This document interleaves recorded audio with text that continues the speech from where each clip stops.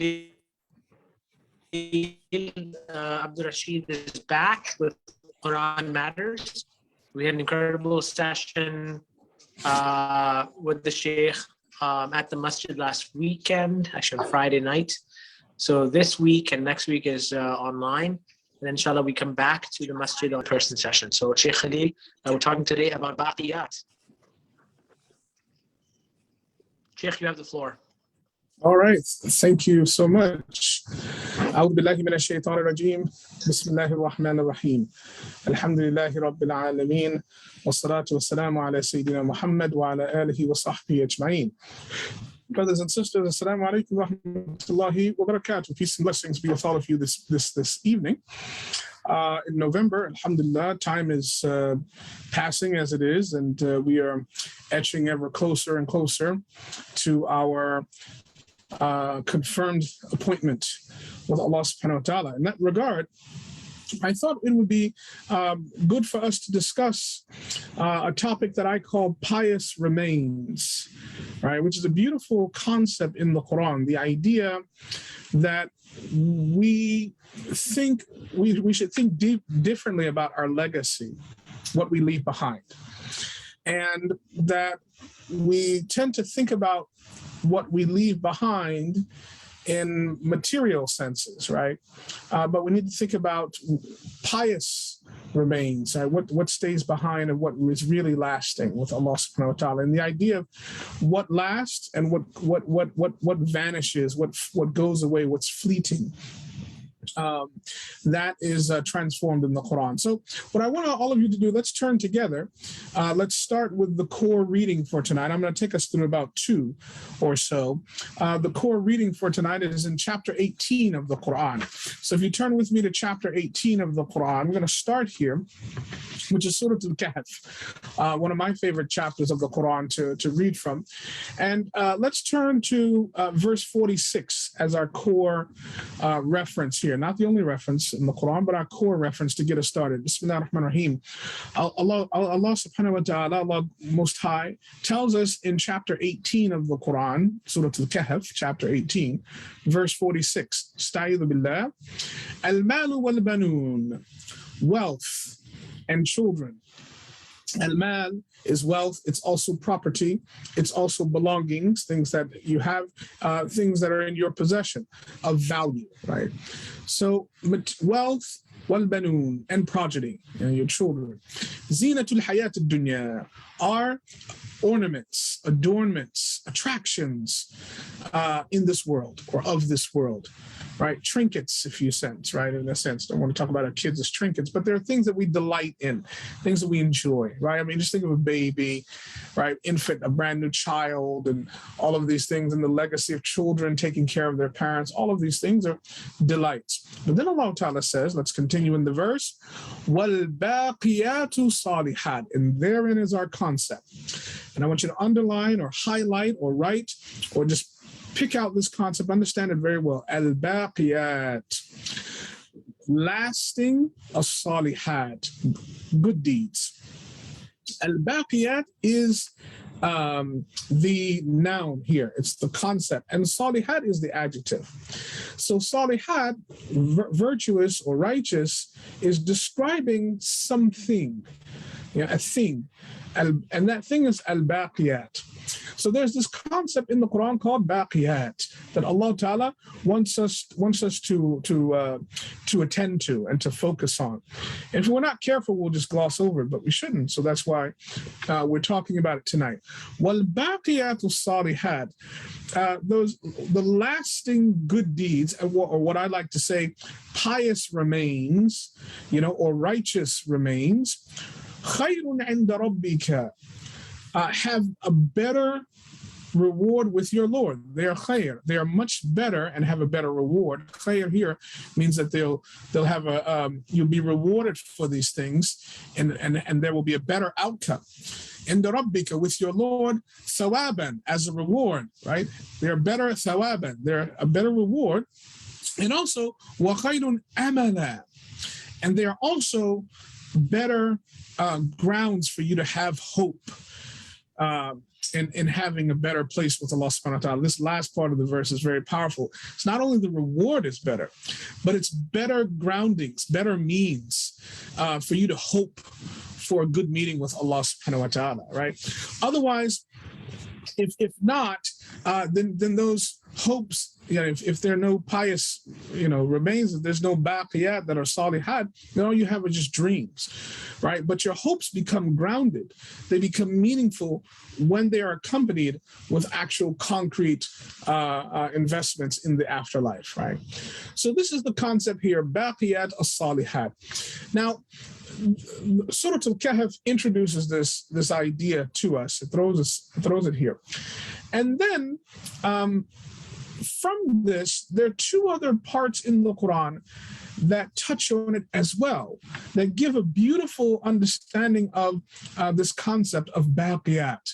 So I want to focus that, although I give commentary in the Quran, the best commentary, the best explanation of the Quran is the Quran itself, right?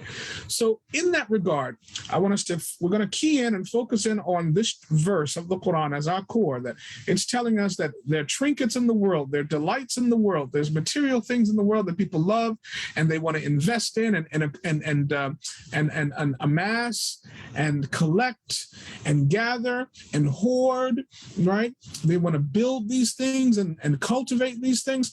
But what about building and cultivating and amassing Baqiyaat, right? Remains, things that are lasting with Allah Ta'ala, because they're better grounds for hope. So this is the core concept. Now, let's build on that. As we build on that, we're going to turn to chapter 11 in the Quran. We're going to keep this chapter in our mind, chapter 18, verse 46, Surah Al-Kahf. We're going to keep that in our mind, but we want to understand this a little bit different. We want to open it and unpack it. So let's go to chapter 11. Turn with me to chapter 11 of the Quran. This is Surah Al-Hud, by the way. Chapter 11 is Surah Al-Hud. And read with me in chapter 11 of the Quran a little bit about the story of Prophet Shu'aib alayhi salam. Remember, in the Bible, in the biblical tradition, Prophet Shu'aib does not go by the name Shu'aib. It goes by the name Jethro. So Prophet Shu'aib, as we know, is the father-in-law of Musa alayhi salam. This is not a class on Prophet Shu'aib, but just to give you some context, it's the father-in-law of Prophet Musa alayhi salam, and he was the only prophet of Allah subhanahu wa ta'ala to be sent to two different people. And both of his communities were punished, subhanAllah, but he was the only prophet to be sent to two. So in verse 84, we're in chapter 11 now, Surah Hud, which we're talking, and verse 84 tells us about the story of Shu'aib. And it's in this brief explanation of the story of Shu'aib that the term pious remains comes up again. Now let's read and see what happens. Now read with me in the verse 84 of this chapter. A'udhu billahi minash shaitanir rajim, chapter 11. Bismillahir rahmanir rahim. Wa ila Madyan akhahum Shu'aiba. And now we turn to Madyan, the name of an area, a city. We sent their brother Shu'aib to them. Right. And what happened? Qala, Shu'aib said to them, Ya qawmi abudullah, O my people, worship Allah alone. Right? Worship Allah. Ma lakum min ilahin ghayruh. You have no other God other than Allah subhanahu wa ta'ala. وَلَا تَنْقُصُوا الْمِكْيَالَ وَالْمِيزَانَ. And don't give short measure and short weight. Don't cheat in the scales. إِنِّي أَرَاكُمْ بِخَيْرٍ. All right. I see that you're prosperous. You're making money. You're being successful. You're progressing. You're doing well financially. But وَإِنِّي أَخَافُ عَلَيْكُمْ عَذَابٍ. But what you lack is that I fear that you're going to have a punishment that is Yawmun Muhid, an overwhelmingly tormenting punishment on a day that overwhelms everything, right? So you're great in this life, but you're really lacking in the afterlife, right? Your investments are producing returns in this life, but there's no return in the afterlife. You have no investments that are producing any returns, and I fear you're lost there, right? So if you can calculate well in this sense, you need to learn how to calculate well in the other sense as well. So then he says, let's continue the other verse here. Wa ya qawmi. So this is the background to his statement. Now Allah Ta'ala breaks it down a little bit more, and he says, "Oh my people, right? My people. Awful mikyal wal mizan bil qist." Give full measure when you go about your financial transactions and you weigh in the scales. Give full measure. Don't cheat people. وَلَا تَبْخَسُوا. And don't cheat people. Don't withhold from people the things. وَلَا تَبْخَسُوا النَّاسَ أَشْيَاءَهُم. Don't withhold from people things that are their property, that are rightly belong to them. وَلَا تَعْثُوا فِي الْأَرْضِ مُفْسِدِينَ. And don't spread corruption, financial corruption and violence in the land. And then he says here, Baqiyatullahi khayrun lakum. This is the part here that we turn to. There's that word baqiyah, right? Baqiyatullah, what stays with Allah, right? What remains with Allah. So now we see the term baqiyah used in reference to almost it being possessed by Allah. This is a grammatical structure, idafa, which is it's where Allah possesses it, right? The person invests the act, the person does the act, the person deposits the act with Allah Ta'ala, and it becomes Allah's, as if it's Allah Ta'ala's property. It stays with Allah. It lasts with Allah. Baqiyatullah, what lasts with Allah subhanahu wa ta'ala, khayrun lakum, is far better for you, in kuntum mu'mineen, if you are believers. And he says, وَمَا أَنَا عَلَيْكُمْ بِحَفِيظ. Am I not your brother? Am I not am I not your keeper? I look out for your best interests, right? So this concept here of baqiyah is invoked here in the story of Shu'aib. In the context of a transaction, in the context of people who are financially successful, who are wealthy, and who have gotten so involved in living the good life that they forget to deposit with Allah subhanahu wa ta'ala. And so we need to think about where are we, you think about your 401k or if 403b if you work for a nonprofit, for example, your retirement, what you're depositing, what you're saving, what remains after your income in terms of spending money and saving and all of these things. What about in your akhirah? This is called Baqiyaat. It's Baqiyaat, and it's Baqiyatullah. It's deposit. What are you depositing with Allah? What are you investing in your after? Now, that's the first part. The second part, same chapter. Stay with me now to really unpack what's going on in Surah Al-Kahf in that verse. Is in the same chapter, but a few verses down, verse 116. Verse 116, and in this verse here, the concept comes up again. But this time, Allah subhanahu wa ta'ala is telling the Prophet Muhammad sallallahu alaihi wasallam, and by extension telling all of us, that the downfall of civilizations, right, where civilizations fail, is not because they don't have strong militaries, not because they don't invest in their infrastructure, not because they don't hire good teachers, not because they don't have good healthcare. It's because they don't have the kinds of people who leave behind pious remains. Now, we as Muslims understand, or should understand at least, the benefits and the incredible transformative power of concrete examples of legacies that have left behind, right? So think about the Muslim world.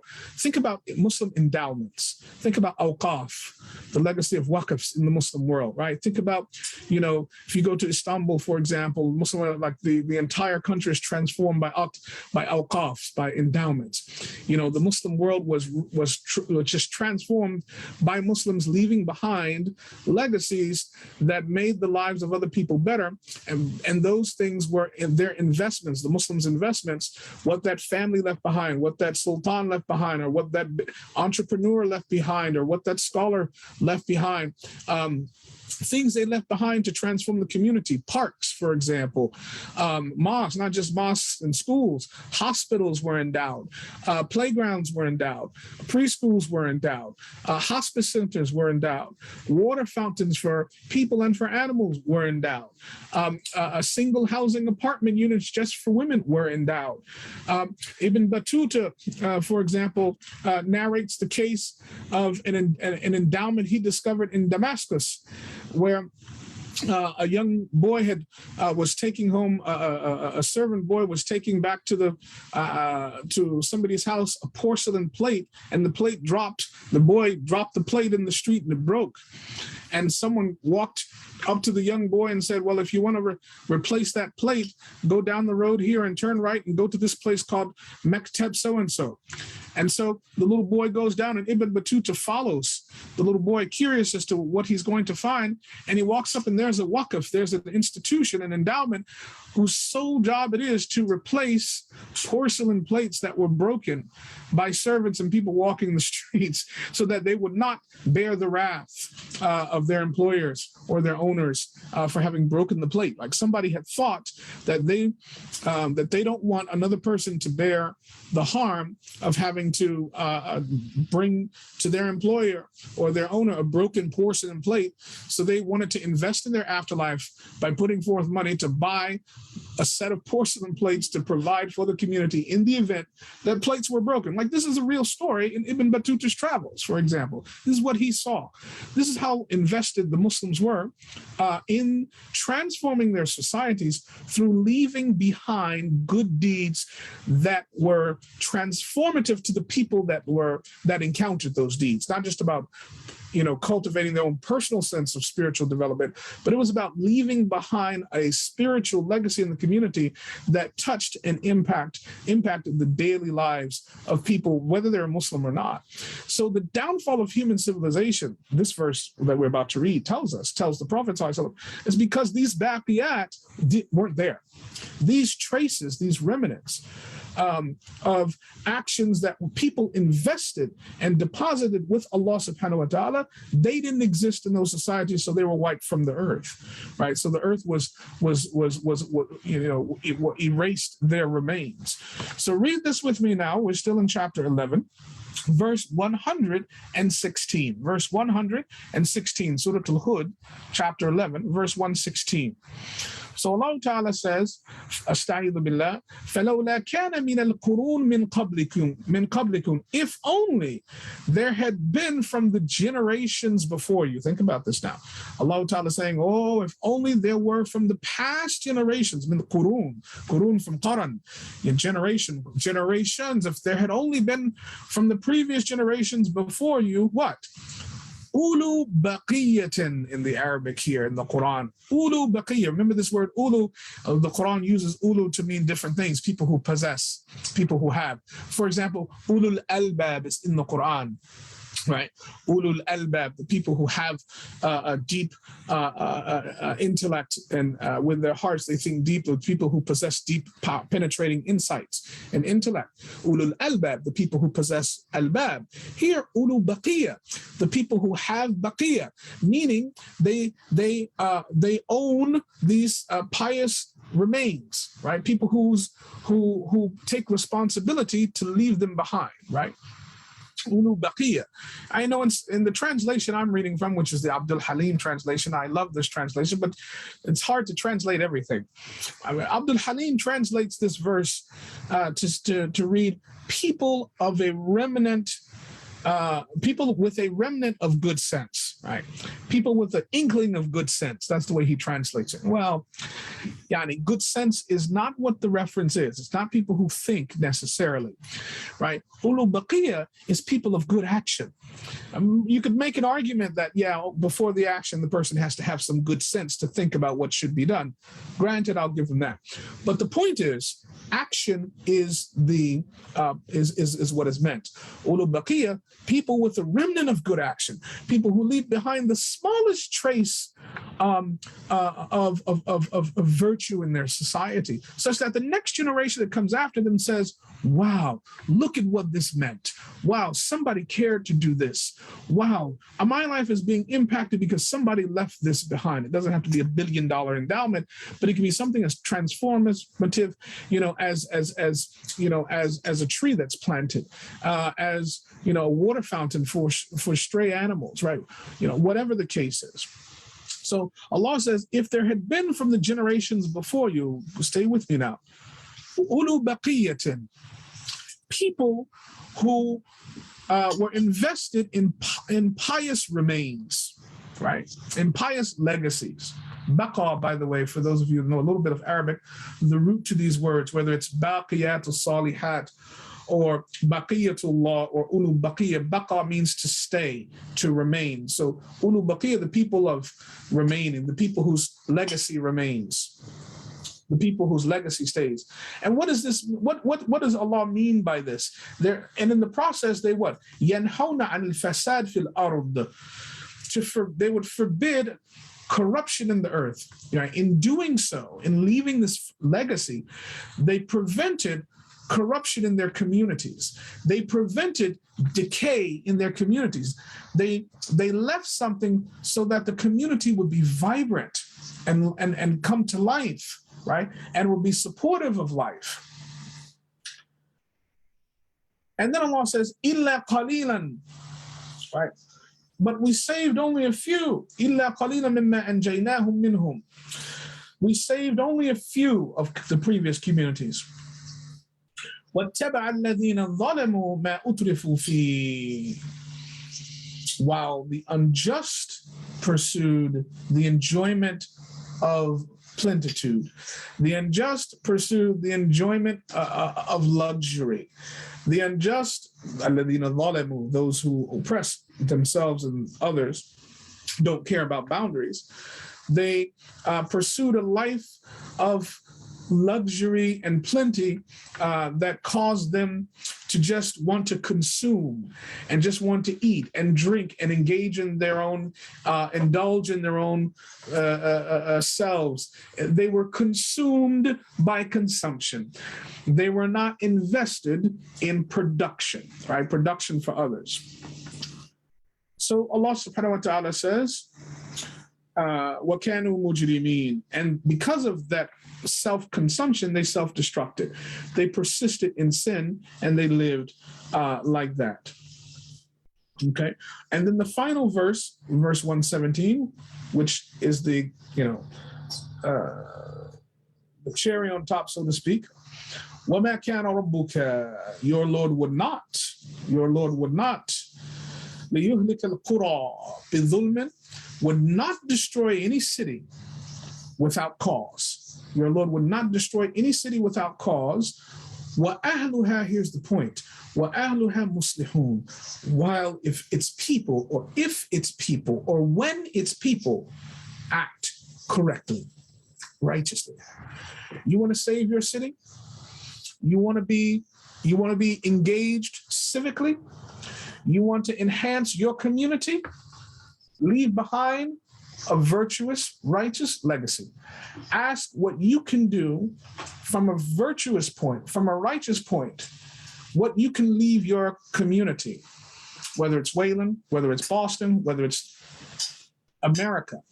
What kind of baqiya, what kind of legacy will you leave for the community? Now, this is very interesting because the concept of the baqiya is rooted or connected with salihat. Going back to Surah Al-Kahf now, chapter 18, the verse we were reading.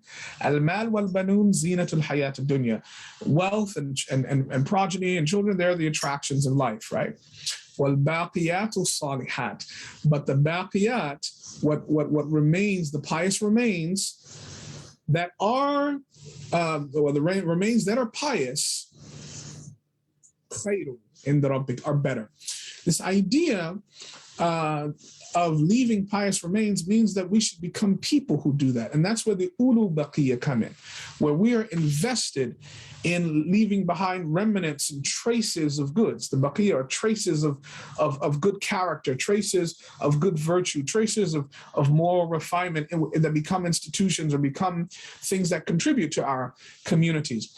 The Prophet ﷺ said that the believer is vigilant about their own self-respect, but Allah subhanahu wa ta'ala is more protective of such a believer than they are to themselves. So being a person of baqiya means that you are interested in your character and the impact that your character has not only on yourself, but those around you. What is the example that you're leaving behind? How are you representing in your workspaces, in your communities, with your neighbors? What are you representing? How are you representing? What is the impression you are baqiya, leaving behind? What is the legacy that you are baqiyat, leaving behind? What is the impression and the teachings, the advice, the mentoring that you are leaving behind? What's the impact of your being here. I always say that if on Monday morning, Fox News and CNN and all the news channels just declared, all the Muslims were suddenly disappeared from the United States of America. There were no more Muslims in America. Just suddenly all the Muslims were just gone. What would be our impact? What would America miss? What would Boston miss? What would be the impact of our absence based upon the investments of our presence, right? So that's the Baqiyaat, that when we're gone, we leave something behind, and that teaches people, that molds people, that reminds people of what they should be. And that's what our predecessors did. That's why we had a civilization. Our problem today is that we are not invested in Baqiyaat. We're invested in just sort of taking from others, but not in producing. So this idea of Baqiyaat is rooted in Salihat, because we have to do things for Allah subhanahu wa ta'ala, not for self-gain and self-promotion and self-fame. And that's when Aisha, the wife of the Prophet sallallahu alaihi wasallam, may Allah ta'ala be pleased with her, and she knew the story. She knew the Prophet sallallahu alaihi wasallam used to love the shoulder of the lamb, and somebody gifted them some lamb meat. And it wasn't common to have such a thing in Medina back then. It was not even common today. Somebody gift lamb to somebody, and so she donated all of the meat. She gave it away in charity, but she kept the shoulder of the lamb, because she knew the Prophet ﷺ loved it. And so the Prophet came home, ﷺ, he said, "Is there anything to eat?" And she said, "Yes." She said, "I gave away," she said, "we were gifted meat."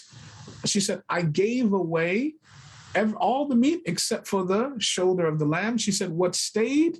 She said, "Baqiya." This is in Arabic. She said, "Baqiya kullaha." She said, "Baqiya katafiha." Excuse me.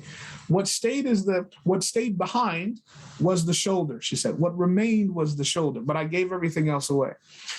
So then the Prophet ﷺ said, "You gave it away?" She said, "Yes, in sadaqah." He said, "Oh, Aisha," he said, "what you gave away, that is what remains. And what stays with us, that is what is gone." He said, "Baqiya kullaha illa katafiha." What remains is all of it except for the shoulder. That's what remains. What remains is not what's here with you. What remains is what you deposited with Allah subhanahu wa ta'ala. When you do that one time, that's Baqiyaat, Salihah.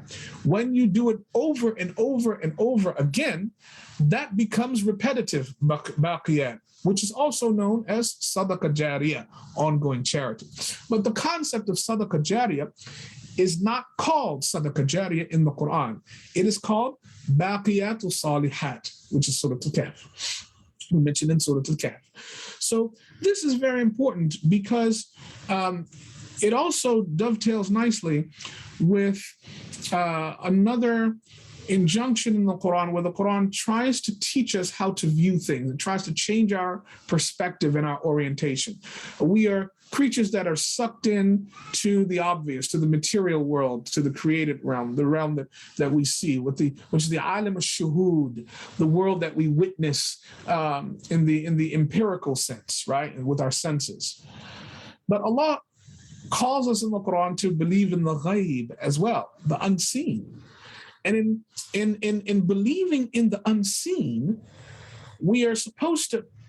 that's supposed to orient us and train us to think deeply about the long-term implications of our actions, things we don't see, right? The long-term implications.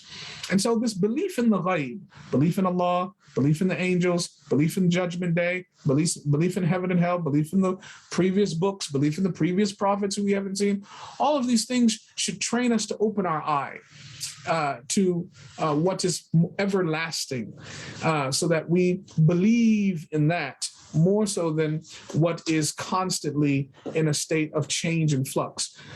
This world is constantly going away, but it has the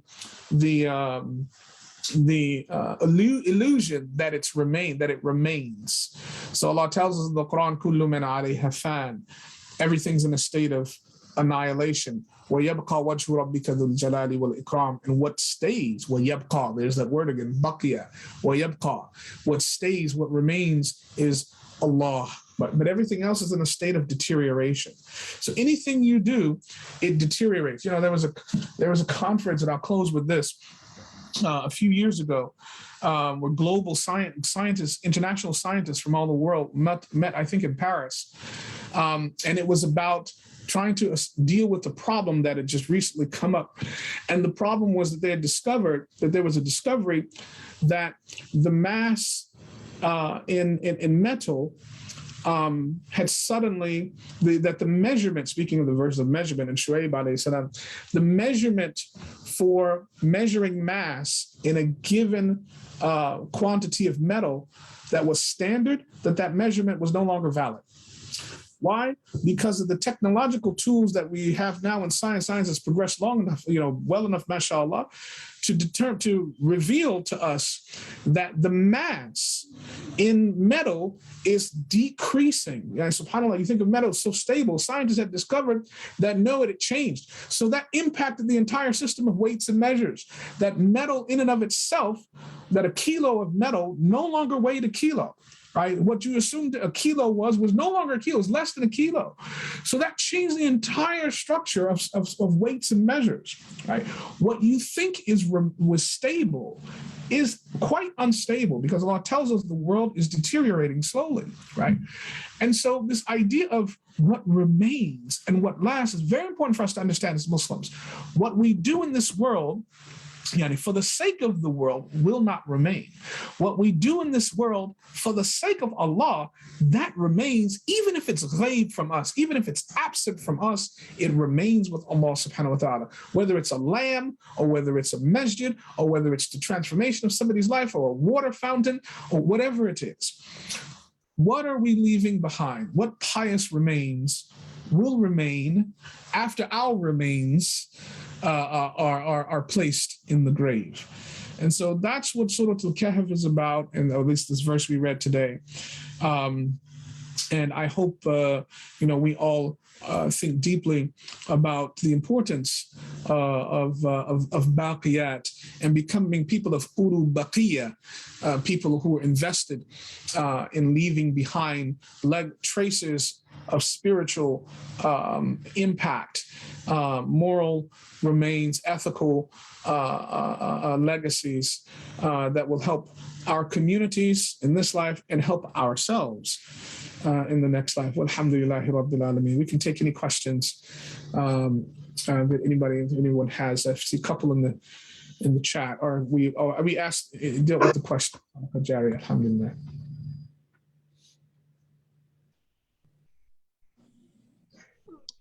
Any questions from the audience? Sheikh, how can I start off with just one quick question I had? When you talked about Shu'aib alayhi salam and Madian, right? The people of Madian, which is currently located in Jordan, right? The Maqam Shu'aib is in Jordan, and it's a fascinating place. So it was fascinating that you do the parallel between, the Qawm was destroyed because of the issue of mawazin, of measurement, right? They mismeasured in tijara. So it was ironic that in the world where they're mismeasuring and selling, different quantities than they should be, right? Allah subhanahu wa ta'ala actually uses them as an example of baqiyah. Right.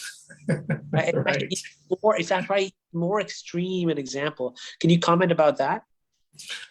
Well, I think it's a reflection of the fact that, we think that wealth is what's going to stay with us, and that, that what is stable is our pursuit of financial well-being. It's, the pursuit of the material, and that, cutting corners to pursue that leads to great instability in reality, both instability in the community, instability with the society, and also instability within one's relationship with Allah subhanahu wa ta'ala.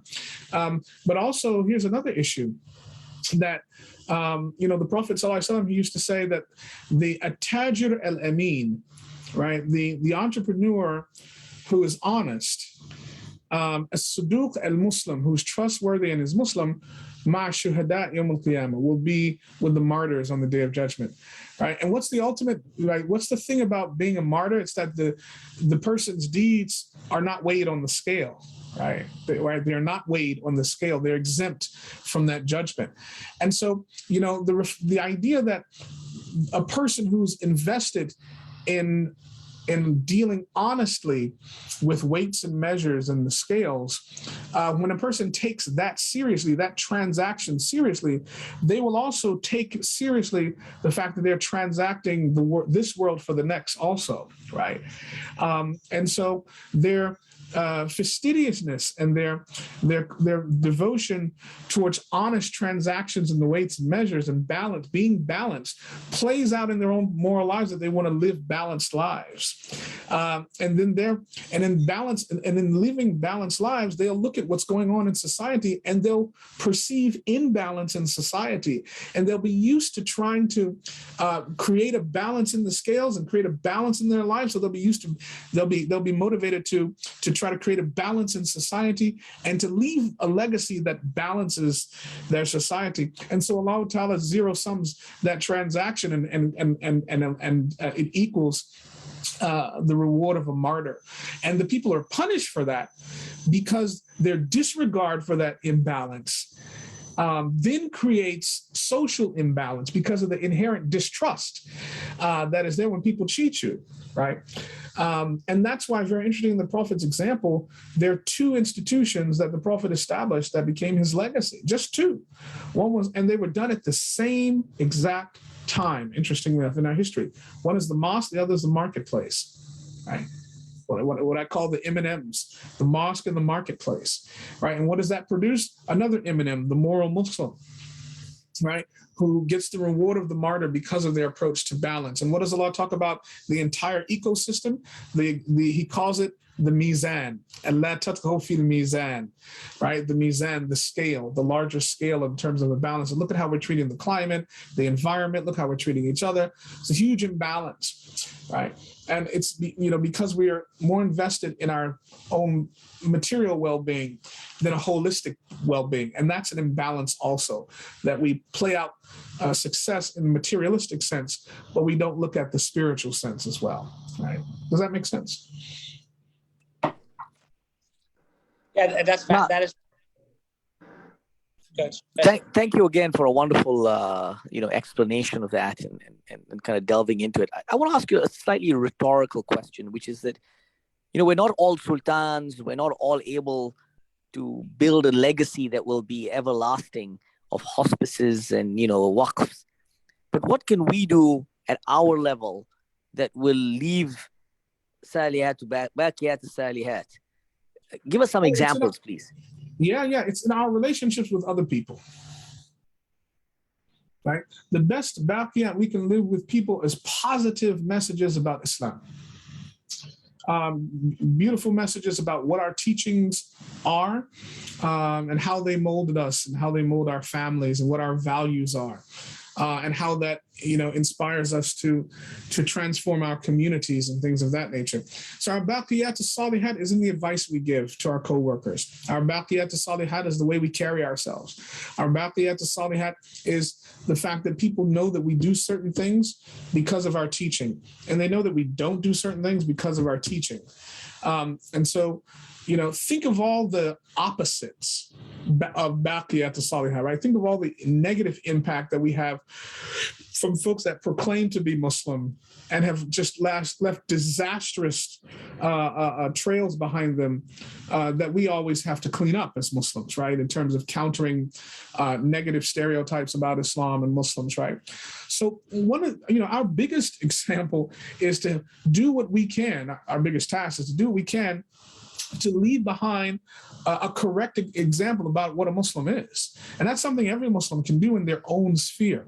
The other thing about Baqiyaat as-Salihat, which is powerful, is it's not also always about leaving something behind in a concrete sense in the world, as much as it also is about leaving behind people who will pray for one, So think about the pious child that makes prayer for one as well.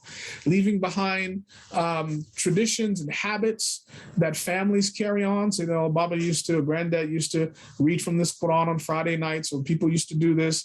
The community used to get together for dhikr, or we used to get together to feed people, or used to visit the sick on Sunday afternoons or something of that nature, right?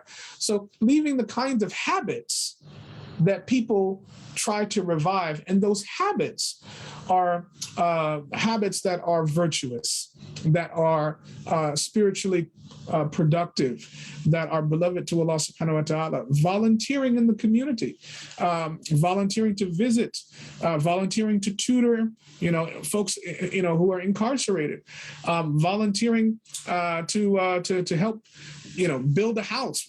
Jimmy Carter does that, in his 90s, right? Just showing up can be a form of Baqiyaat to Salihat. But the Salihat part is that it's done for the right reason. It's not just showing up, not just volunteering. Everybody volunteers.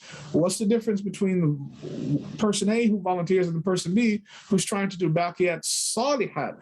This person B does it for the sake of Allah, for the pleasure of Allah subhanahu wa ta'ala, hoping for nearness to Allah subhanahu wa ta'ala in the afterlife. That is also building something, even if it's not a physical structure, but building relationships, building bonds, building hearts together. That is also constructive. Great, that's wonderful. The famous cemetery, is that Jannatul Baqiya? Is that related to the Baqi? No, that's a good point. No, it's different. Yeah, Baqiya just means a plain earth. That's all. Plain earth. Yeah, Baqiya. Yeah. Sheikh, thank you so much. That was really incredible. If there are no other questions, we'll call it a night for tonight. See you everybody, inshallah, on next week, 8 p.m. Quran Matters with Sheikh Khalil. Yes, and we'll have a completely different topic then, inshallah. Inshallah. Which will be announced. Be a surprise until it's announced. Indeed, inshallah. May Allah bless you all. Have a blessed evening. Assalamu alaikum.